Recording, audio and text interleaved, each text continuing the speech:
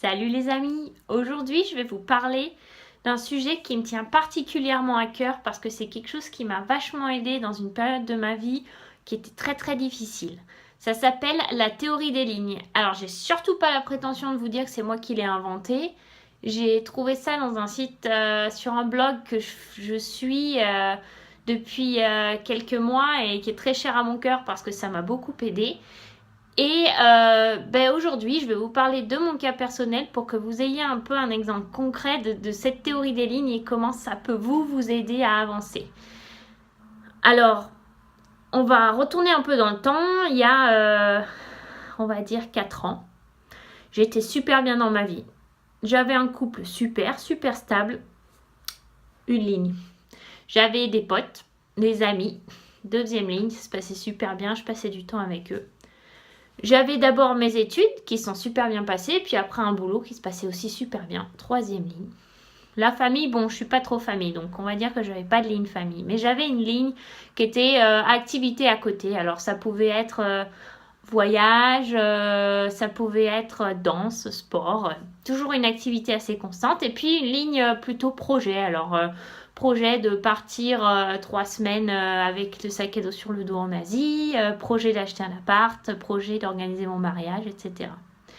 Et un jour avec mon copain qui est devenu après mon mari, on s'est dit allez, on va aller vivre aux États-Unis. Et en fait je l'ai suivi et j'ai bossé de la maison. J'ai réussi à garder mon boulot mais je bossais de la maison. J'avais pas une routine d'aller au bureau, d'avoir des collègues, etc. Et qu'est-ce qui s'est passé que j'ai pas du tout vu venir?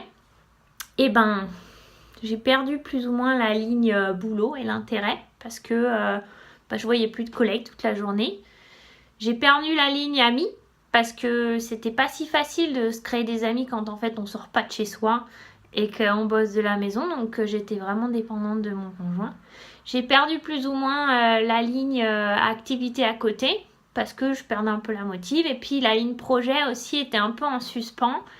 Résultat, j'ai eu plus qu'une seule ligne, c'était mon mari. Et quand vous faites ça, eh ben vous devenez dépendant affectif.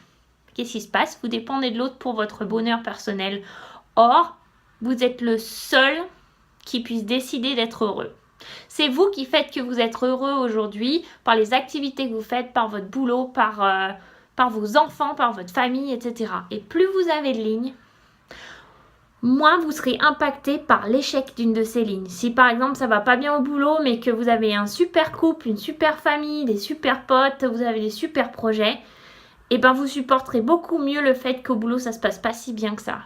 Si vous avez des problèmes de couple mais qu'à côté de ça tout le reste est stable, vous serez beaucoup plus relax, vous aurez plus de recul et ça vous aidera beaucoup plus à gérer votre crise de couple. Résultat, crise de couple pour moi il y a 1 an et j'ai pas du tout compris d'où ça venait et j'ai pas du tout compris comment gérer parce que j'étais sur ma ligne, j'avais que ça et du coup j'étais complètement dépendante affective et j'ai carrément étouffé mon mari. Et c'est en découvrant le blog dont je vous parlais que ça m'a permis de comprendre que d'abord il fallait que je travaille sur moi et comment être heureuse moi-même avant de travailler sur mon couple. Donc surtout, faites en sorte d'avoir plein de lignes en parallèle. Trouvez des bonheurs un peu partout pour éviter de dépendre d'une seule ligne qui, dès qu'elle vacille, vous détruira. Voilà, c'était mon petit conseil. Salut!